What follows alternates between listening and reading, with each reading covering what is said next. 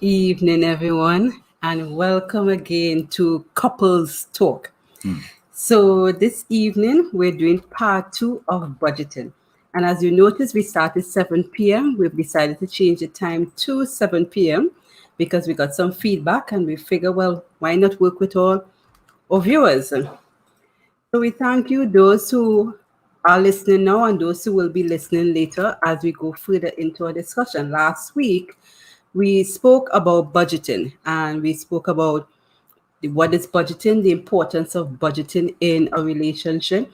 Should a couple do 50%? And we highlighted that it's dependent on your financial status because everyone cannot do 50%. They can do what they can afford, and it's based on your relationship and how you're willing to work and compromise and decide how it is you're going to budget. We also talk about percentage format in terms of budgeting, which helps you to, sort of ratio the figures so everyone is given at a percentage that is comfortable in the relationship. So this evening, we're going to continue talking about budgeting. And even for those who are single, know that budgeting does apply to you. So don't just take it because we're talking about couples talk means that you cannot use the information here relevant this evening. So I'm here again with my partner, and who's also here to assist me in this discussion. So let's go forward. All right, thank you, Sharlene. What I would say, let's see if we could just start with a quick word of prayer and we will get into the conversation. Heavenly Father, we thank you for this opportunity to come and meet and discuss this important topic. May it be a blessing to someone that is listening even now. In Jesus' name I pray. Amen. All right. So our first question tonight is, how are we planning for retirement? How are we planning for retirement? And interestingly, that's a question most persons take for granted. We work, we spend, then we become retirement age and we realize we have no money. And then now we're going knocking at NIS. And for those who listen in other countries, Social Security. And you're asking the government to give you a pension and you realize things are really bad. But what we have learned is that retirement is important and planning for your retirement is important. I'll give a scenario of how this happened with me. I was young, just came out of college, got my first job, and my pay seemed really big. Don't have much bills to pay. And I'm excited to spend and stuff. And my mother be like, you need to save a little bit. And I'm thinking, she really want me to put aside some money, boy. If I had to put aside this money, there's less money for me to spend. But nevertheless, I opened various accounts and started seeing. I think when it finally hit me was I decided I'm going on this big trip to the States. I'm going to shop. And I'm going to take a loan to shop. So I went to the bank and I told the loans officer, I need a loan. I am going to shop. And she's looking at me like, okay. She said, no problem. So how much do you have saved? Save?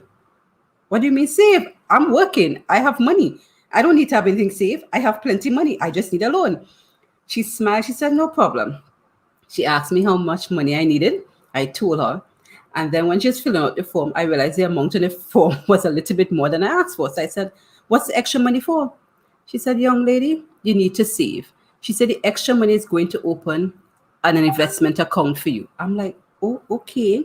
So that is going to be used as your collateral in order to begin saving, and it will also finance the loan. So I'm like, okay. So I'm paying for this extra money, but I'm thinking, why am I have to pay for this? I forgot that I had this investment account, and years after it popped up, and I realized the money was actually increasing. It was building interest, and I'm like, wow, you mean I actually have a savings that is building interest? And I got excited. No, I diligently use this account. When I mean diligently, I plan every month when I'm budgeting to put aside money to this particular account because it builds interest. And it means that once I plan, I can use it for mortgage. I can use it for anything I want to do because then I can access it. It's a little difficult to. You don't have an ATM card for it. But it shows me that how important it is to save and plan. And for me, this is one of the retirement plans that I have because at least I know that when I reach that particular age, that I have something to look forward to, that even if the government decides, hey, we're not going to give you a pension. At least I know I have a little savings put aside. You want to share your experience?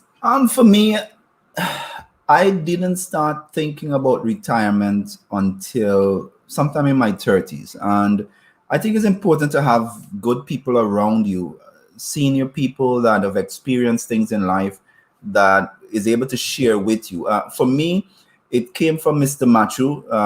God rest his soul. He passed away a couple of years ago. There was someone, we just happened to meet by coincidence. I was into computers, I was fixing his computers and so on. He started asking me about life and what am I doing with my life and so on. And one of the things he said to me then that stuck me, he said most Caribbean people don't plan for retirement. And it struck me because at that time I wasn't thinking about retirement. I was really about my job and buying my next car or things like that. And he started to really plant those seeds in my mind as to what are you going to do if the job goes? What happens if you get some critical illness and you can't work? What then? How are you going to really survive in your old age? And from that point on, I've always started looking at what will happen to me at that time. And I looked in my area in terms of what is available. And credit unions sometimes offer retirement options. And the good thing with these is the earlier you start, the cheaper it is. Mm-hmm. Not only that, you want to always have several stream of income. In the event that one goes, your job or something like that, you're not typically left without any options. And so I started looking at different things. It might be even real estate. And when I say real estate, you may not have the money to go buy an apartment. But I look at some of our friends and so forth that might have built their house and build it on pillars with the idea later on in life, they will block up below and rent it out. So that becomes a form of income. I look at our mother who, growing up, you were building a house for all the kids. They got big, they've moved on, they've traveled, and now you're in this big house.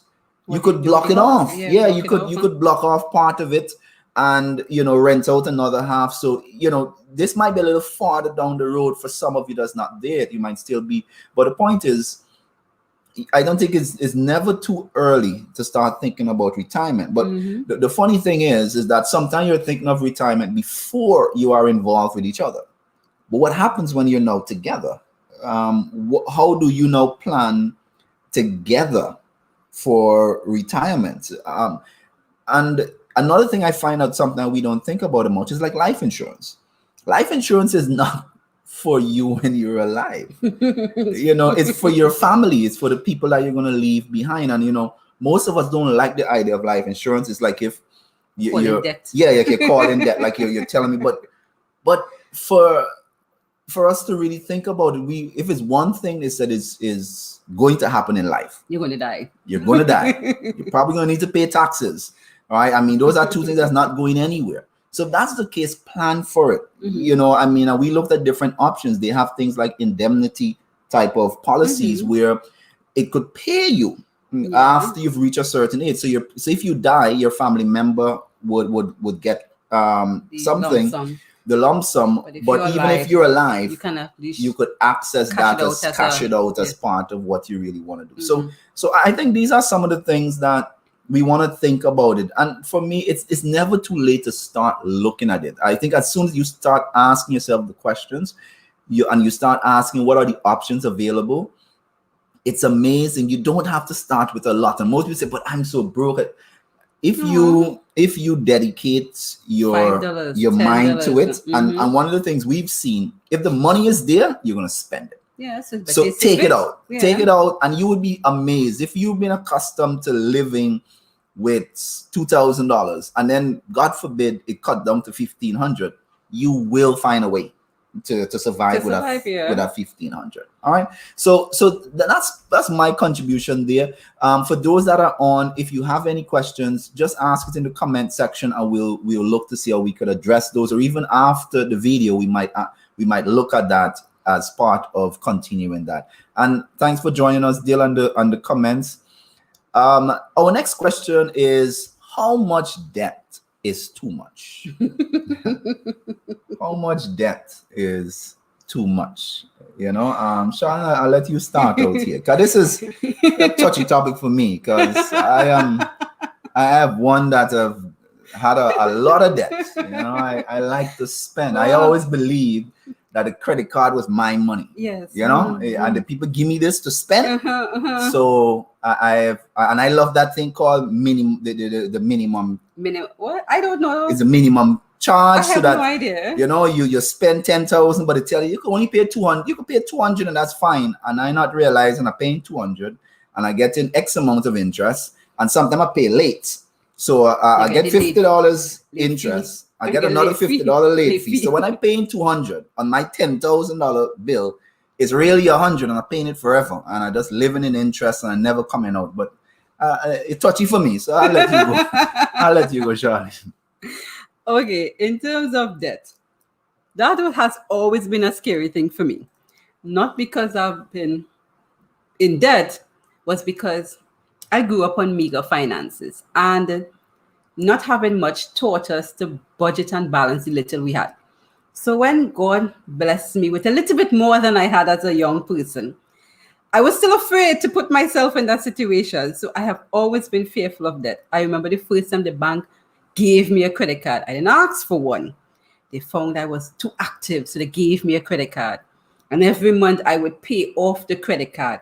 And I remember they calling me for a meeting to tell me, this is not how the credit card works. You can't be paying it off in advance. We're not making any money. And I'm like, but I'm using the credit card to gain interest, for rewards purposes, not to build debt. And they look at me like, we don't like clients like you because we're not making anything off of you. But the thing about it in terms of debt, there are some things in life that you have to invest in. You have to spend some money. And those I call, well, how do we word that? As necessary debts. Necessary debts. Yes, I'll call it necessary debt. So we have things like mortgage. We have, unfortunately, for some of us, we have rent. Then we have car loans, car payments. We have school fees. We have even medical. Those are necessary debts, things that we have to spend monthly because we have to live in this world. We have to survive. But what we also have to take into consideration is that we don't spend more than we can afford to lose.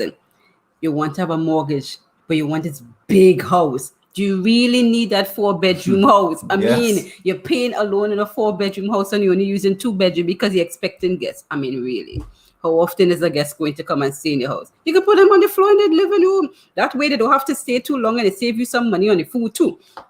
So you get a nice, comfortable house that you can afford. So at least after the house is finished building, you don't have to worry about spending more than you can afford, and you're in excessive debt, looking good to everybody else, but you're crying every night wondering how I'm going to pay this mortgage. Then you have car loan. Oh, for goodness sake, don't go and buy the Sportage and the Hilux when you know you don't really need a Sportage and a Hilux. Go buy a little March. Okay, a March might be too small, but you understand what I mean. Find a reasonably affordable car, one that it looks a little cute, but it can take you around and it's cost efficient. So don't spend just because you might get access to the money, because what happens after? Sometimes you can't afford to pay it. Suppose you lose a job, suppose your income reduce. What happens when you have this expensive vehicle? School fee. Well, this one here is a touchy one for me, because as I always tell him, there's government school, free school. Send the children to free school, unless of course they're going to university. Send them to work while they go to school too, so you can cut down on the amount of bills that you are spending. But take advantage of the opportunities there to cut down on your bill. In terms of medical, plan efficiently, put aside a little bit, so at least if things get too bad in the month, at least you don't have to dip too much in the savings because you have put aside something for your medical bill. I mean, these are different things that you have to, we know is necessary. But if you take the steps that we talked about earlier last week in terms of budgeting, in terms of planning, putting aside money for these different things, it won't seem so burdensome when you have to deal with it. I want to share, because the question is, how much debt is too much debt, right? And the short answer, this will depend on individuals, but I want to share some principle that banks will use if you later on in life is thinking about going to get a mortgage. What are they looking for?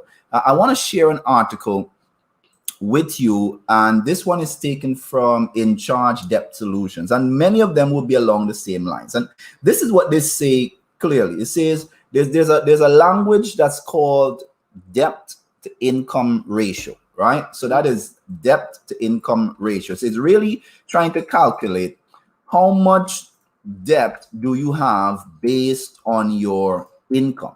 So basically what that does, it takes your recurring monthly debt, and Charlene talk about those, your mortgage, your car rental, your credit card, your student loans, and so on. And then it divides it by your monthly income, and that gives you your debt to income ratio. Now, what is the suggested amount? They're saying that it should be, you want to try to look at it. They said around 35% is acceptable. It's most banks will give you a little bit of a issue if your debt to income ratio is more than 43%.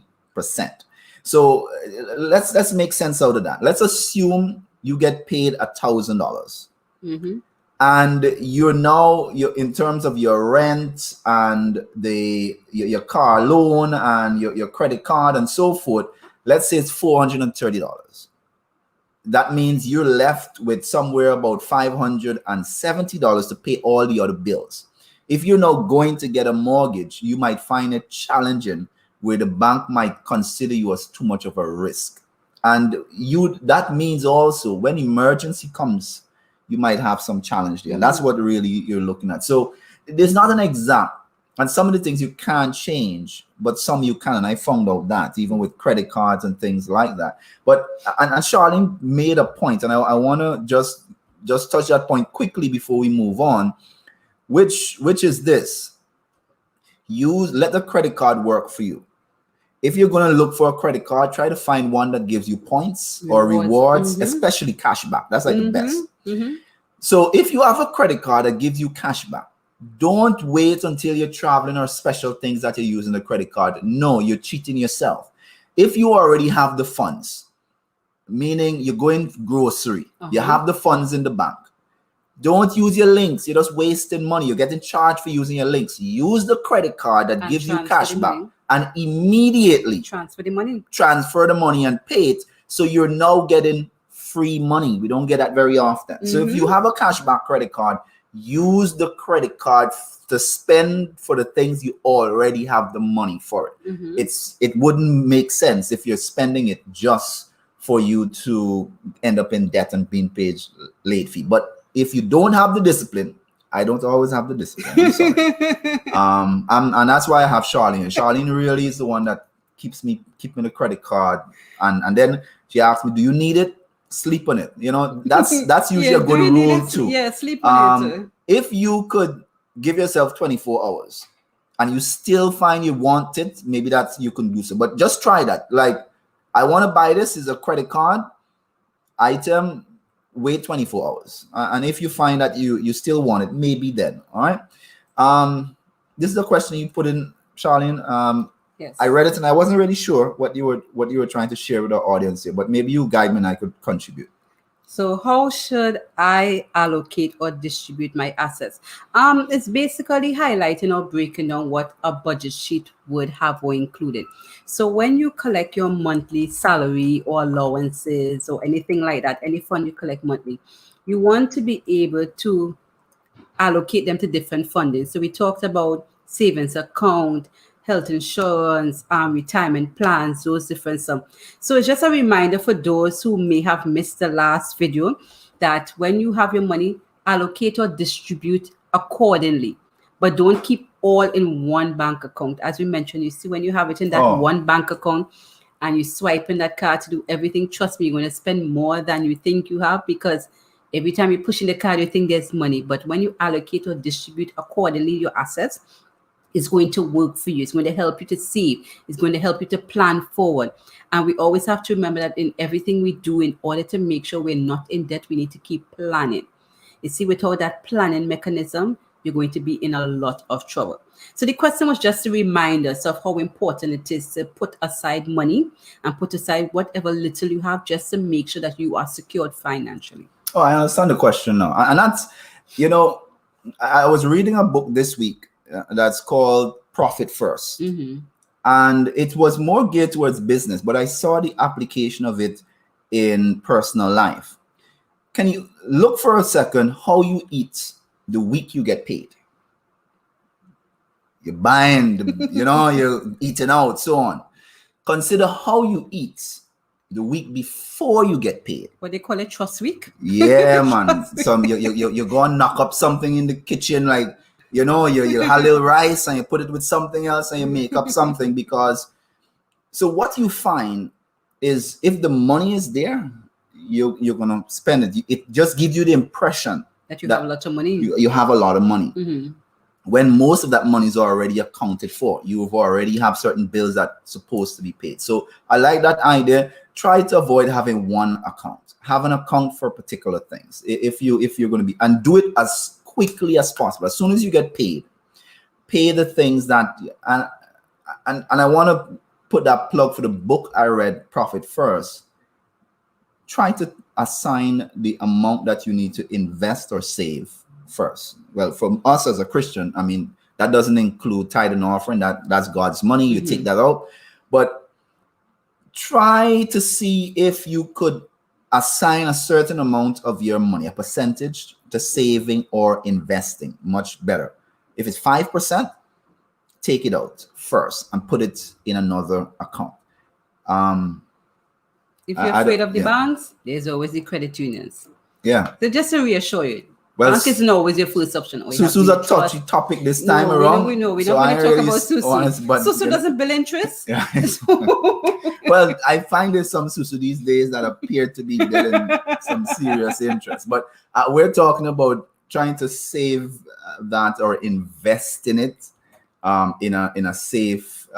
We shared a few that we've used and it's been working for us. All right, so let's move on. The last question we wanted to touch on is, do I have an emergency fund and how much am I saving towards it? All right, do I have an emergency fund and how much am I saving towards it? I want to shoot here first. I think you should try to have 2 emergency fund, and this is where I want a suggestion is. And this depends on what you're looking at. You want to have at least $1,000, and at the time when I was doing this assessment, it was using US. So, but I'll just use plain language still. $1,000 as an immediate emergency fund. That might take care of something that, a tire blowout and you need to buy a new tire or something. A doctor visit. You can't make it to the hospital. So dental, so something of that sort. And, I say $1,000, but depending on that, as I said, when I was doing this assessment, it was based on 1,000 US. So let's, if you want to use that number, it may depend. So then you could call that maybe a $5,000 that is there. The second emergency fund I think we should all allocate is 6 months expense, right? If you get laid off for whatever reason, 6 months is a fair enough time for you to possibly get a new job, do recruitment or so forth. So what you don't, so you want to look at your expense. So this is not 6 months of your salary, but 6 months of your typical expense. So when you add up your normal expense, what that comes up to, try to multiply that by 6, and you want to try to have that. So you want to have the 2 of them, the emergency one, and this one is more of like a medium-term safety net. And then you have your long-term saving, your investment saving, or so on. All right, so that's my sense. What about you, Sharlene? Because I agree with you in terms of the emergency fund. Just not to scare some persons. Don't assume if you don't have $1,000 to save every month or those large figures means that you cannot save, because every little counts. So don't assume that, oh, I only have 500 means I don't have an emergency fund. You might be surprised that when the emergency comes, that 500 you have will actually help you out a lot more than you think. So don't think about the number as being too big. Work with the figures you have. You might be working for $3,000 a month, and you say, well, I can't afford that. But you could save a $50, $100, $200 or $300. But remember, work within your budget. Do a percentage based on your budget. So don't be scared by the numbers that you hear, but focus on what you have and use the percentage formula in order to save and put aside for these emergency fund. As we mentioned in the first video, we had a video with what can I call it? With a budget sheet, in terms of monthly budget sheet that we place on our YouTube channel. So you can check it out and you can use it to plan your monthly budget. As I said, just plug in the figures. Don't worry about it. The Excel formula is there to assist you, so you don't have to do manual calculations for yourself. And when you start to plug in the figures, you'll be able to see it adjusting and know where you need to take out, where you need to shift the money. But always remember, save, save, save. We need to practice to save. We have a culture where we don't like to save, and it's really bad, and then we turn around crying. Trust me, it's going to save you a lot of headache. And as for the credit card that I mentioned before, the bank gave me another one again. I don't know why, but I think they're not going to like me again this wrongs, because I am paying it off before that monthly debt period. What is it you call it? That thing that they want to charge you every month. I'm not up for that. And the card they gave me is a great card. It's a rewards card. So it means I'm buying my groceries with the card. I'm shopping with the card. I'm doing everything with the card that I do monthly, because I am building rewards. So if lucky enough the borders open that I can travel, I'll get points to spend to do something else. So yeah, so those are things that's the only thing that excites me about the card. All right, so we have about 3 more minutes as we look at the wrap up. Again, if you have any questions, you could put it in the comments, and I will continue just looking at some of the things that has really helped me with this topic of budgeting. A few things. Get to the point that you enjoy saving more than spending, and that's tough. As I said, for somebody like me that just really loves to spend, I love gadgets, just name it. You're on Amazon and everything is just popping up because they saw you bought this one before and this one goes nice with that and so on. So that's been a struggle for me, but I've started to develop a habit of saving, and as you start to see the benefit of it, and here's the funny thing: opportunities just come along when you least expect it. And then is when you're saying, oh man, if I had $2,000, because this was something that I could have really taken advantage of. And I thought back of all those extra fried rice that I said, give me an extra one and so on. Chinese, that if I had just gone home and knock up something and I could have saved that $70, it could have added up to that. That's not to say you shouldn't reward yourself from time to time, but even that you could plan for.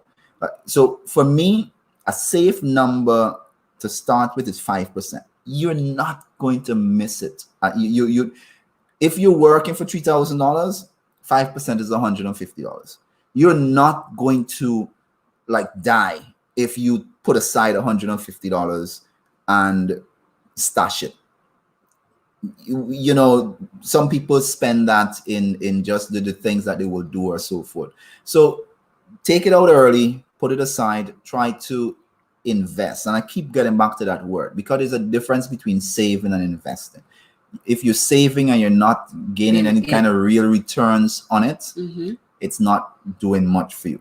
So the best investment I could tell you could do is invest in yourself. Take an opportunity to learn something new, learn a new skill. I love to bagel for that. I'm like, I have never seen so much courses that community development. You could learn AC. There's just so much things that are out there that you could learn and gain a side gig. All right, so that's it really for us this week. We hope you would have gained something from this. We're looking at another topic next week.